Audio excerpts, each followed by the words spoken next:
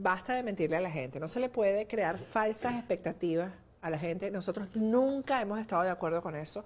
En este canal, Colina ha sido un poco, digamos, un poco más violento que yo en ese sentido.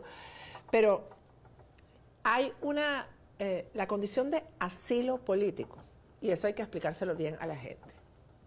Es muy diferente a la condición de que te fuiste del país y llegaste a otro país, pediste una residencia o te dieron una, sí, una protección temporal, etc. El asilo político, y les voy a contar mi experiencia personal para que lo entiendan. Hay una convención de asilo que fija varias normas. Los países que firmaron esa convención de asilos tienen que regirse bajo esas normas. Esa es la razón por la cual uno puede ir a algunas embajadas, meterse en esas embajadas y solicitar asilo político en el país de esa embajada. Usted va a la embajada de Perú en Venezuela, se mete, y se lo digo porque yo, estando escondida, estuve 3 días en la embajada de Perú en Venezuela. No me habían dado el asilo político, pero además me habían hablado ya de cuáles eran las normas. ¿Cuáles son las normas? No puedes hablar, no puedes hacer política, no puedes ejercer el periodismo una vez que estés en Perú, te tienes que dedicar a otra cosa, no puedes dar declaraciones a la prensa, simplemente no puedes seguir luchando por el país que te está permitiendo salir. Porque una vez que tú estás adentro de esa embajada, solicitas el asilo, ese país te lo concede, no puedes salir de ahí si Venezuela, en este caso, no te da el salvoconducto. Y entonces te puede pasar lo que le ocurrió, por ejemplo, a Nixon Moreno, que estuvo 2 años metido en la Nunciatura Apostólica, que es la embajada del Vaticano. El Vaticano le concedió el asilo político, pero Venezuela no le daba el salvoconducto y no se podía ir de ahí. Por eso estuvo 2 años hasta que se escapó. Simplemente se escapó y salió de Venezuela por los caminos verdes. Entonces, ¿por qué Estados Unidos no está afiliado a esta convención de asilo? ¿Por qué no la firmó nunca?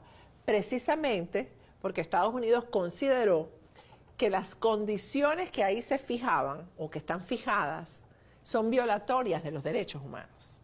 Estados Unidos no quiso firmar porque Estados Unidos no le va a dar asilo político a una persona y le va a decir: usted no puede hablar, usted no puede dar declaraciones, usted no puede salir públicamente, usted tiene que esconderse prácticamente y tiene que mantenerse bajo perfil. Estados Unidos no aceptó por eso.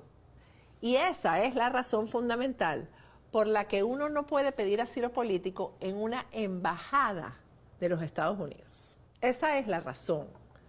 Porque en este convenio de asilo, una de las normas o una de las condiciones o de los privilegios, por decirlo de alguna manera, es que tú puedes correr, meterte en una, como está el entorno de María Corina Machado, meterte en una embajada y ahí ya tienes automáticamente protección, porque eso es territorio del país al cual tú le estás solicitando asilo político. Entonces estás protegido ahí.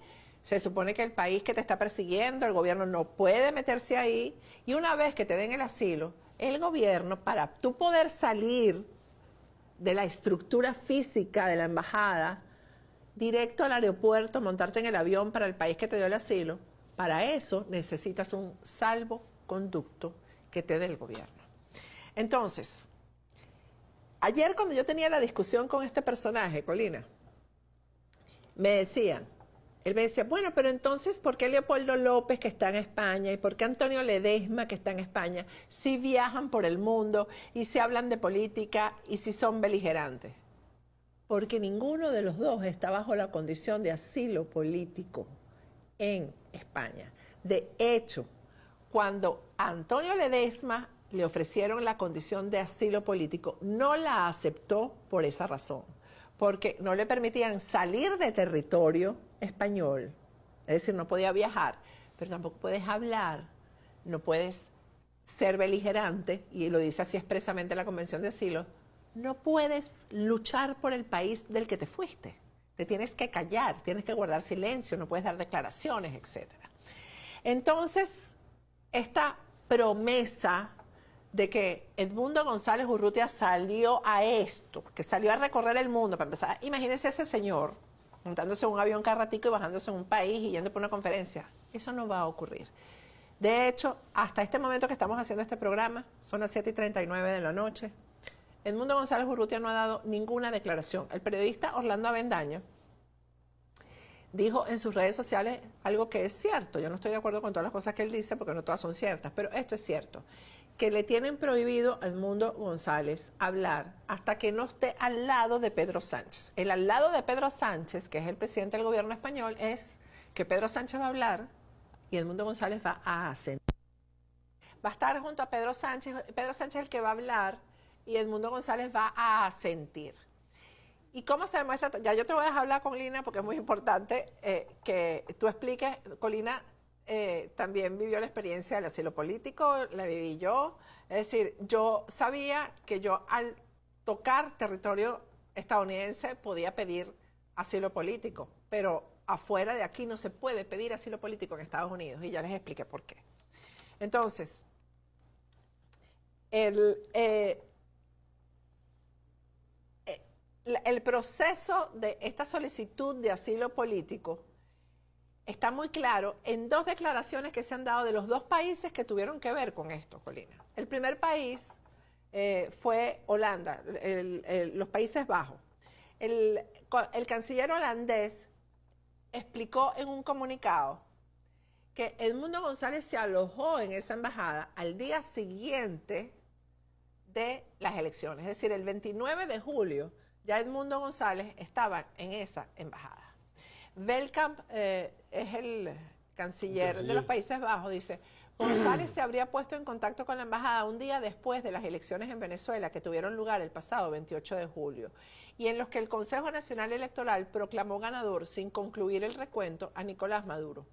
Desde entonces, el organismo electoral no ha mostrado ninguna prueba de esa victoria, a diferencia de la oposición que consiguió reunir el 83% de las actas que daban como ganador a su candidato con el 67% de los votos y el más del doble de las papeletas. Según el mismo medio holandés, González informó a la embajada que quería abandonar sus instalaciones. Esto es muy importante. Que quería abandonar sus instalaciones y en ese momento Veldkamp inició entonces conversaciones con él. Se refiere a conversaciones con Edmundo González. Y le dijo, conversaciones sobre la situación en Venezuela, la importancia del trabajo de la oposición y la transición a la democracia.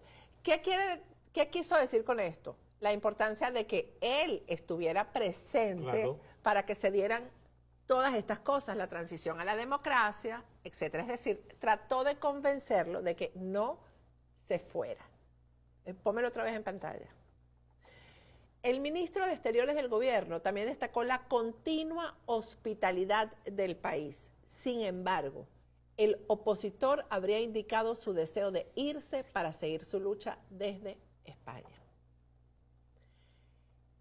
El canciller, el representante, en este caso es el embajador, le pidió y le ofreció a Edmundo González permanecer en la residencia de la Embajada de los Países Bajos y Edmundo González decidió que él se iba para España. Y esto lo remata el canciller español cuando dice que la solicitud de Edmundo González fue voluntaria. Vamos a ponerlo en pantalla si lo tenemos ya listo, producción. Galván. Es que no ha habido ningún tipo de negociación política entre el gobierno de España y el gobierno de Venezuela. Que el asilo político ha sido a solicitud personal de Edmundo González. El gobierno de España no da ninguna contrapartida para que se haya podido producir esa salida de Edmundo González. Esto lo que está España es aclarando que ellos no se sentaron con Venezuela, que Zapatero no se sentó con Venezuela para sacar a Edmundo González de ahí. Pero definitivamente, desde el momento en que el abogado, y eso fue el martes, nosotros hablamos el lunes de lo del asilo político, el martes, creo que fue el martes, que el abogado, que yo respeto muchísimo a José Vicente Haro, que es el abogado de Edmundo González, porque el abogado hace el trabajo que el cliente pide. Y hay gente que está cayéndole encima a José Vicente Haro porque mintió. Hubo gente que después que yo publicamos nosotros, lo del asilo, dijo, viste que te equivocaste, porque el abogado dijo que Edmundo González no se iba de Venezuela y no iba a pedir asilo. Yo le dije, ese es el deber del abogado. El deber del abogado es distraer y decir que él no se va a ir mientras él está preparando sus maletas para irse. Porque eso es así. Y la conversación que tiene que haber tenido José Vicente Haro con el fiscal Tarek William Saab era en relación a eso. Y palabras menos, palabras más fue, bájale 2, Tarek, porque él se va a ir, él se quiere ir. Y ustedes se quedan tranquilos y lo que queremos es que le den el salvoconducto rapidito para que se pueda ir. Ahora, que uno cuestione o no esta situación, yo no la cuestiono, porque si no este señor iba a ir preso. Pero este es el escenario que hay en Venezuela. El que no entienda que ese es el escenario, entonces no sabe con quién está dentro del juego político en Venezuela. Por cierto, que la publicación que hizo Diosdado Cabello fue un cartel que dice Realpolitik. Es decir, salieron de Edmundo González Urrutia políticamente, porque todo queda como que fue González Urrutia el que solicitó el asilo político y a solicitud de él se le concedió el asilo. De hecho, lo que nosotros publicamos de Isabel Ayuso el lunes, ya Isabel Ayuso decía, concédanle el asilo político a Edmundo González Urrutia, lo cual quiere decir es que ya lo había solicitado.